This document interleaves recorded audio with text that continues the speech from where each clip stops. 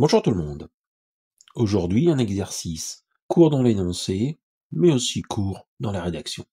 Déterminer les deux derniers chiffres de 17 puissance 17 écrits en base 10. On peut s'amuser, c'est vrai, à chercher 17 au carré, 17 au cube, etc.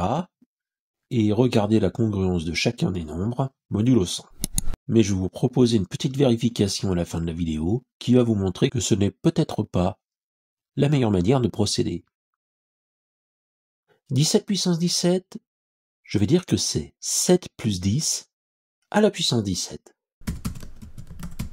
Et du coup, je vais me servir de la formule du binôme en écrivant que 7 plus 10 puissance 17, c'est 7 puissance 17 plus 1 parmi 17 fois 7 puissance 16 fois 10 puissance 1, plus 2 parmi 17 fois 7 puissance 15 fois 10 puissance 2, plus etc.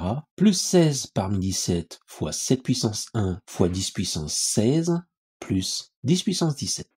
Tout ceci est égal à 7 puissance 17 plus 17 fois 7 puissance 16 fois 10 plus 100 facteur de 2 parmi 17 fois 7 puissance 15 plus 3 parmi 17 fois 7 puissance 14 fois 10 plus etc.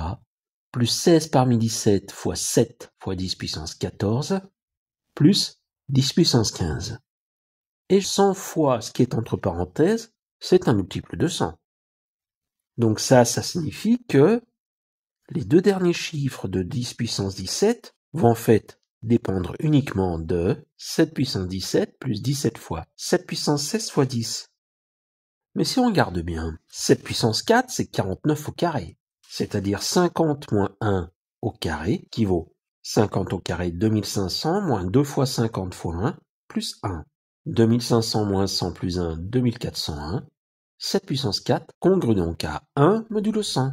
Ainsi, 7 puissance 17 congrue à 7 fois 7 puissance 16 modulo 100, c'est-à-dire 7 modulo 100. Ça, c'est le premier point.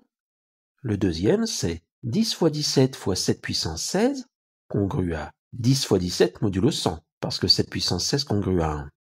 Et 10 fois 17, c'est 170, qui congrue à 70 modulo 100. On obtient donc que 17 puissance 17 congrue à 7 plus 70 modulo 100.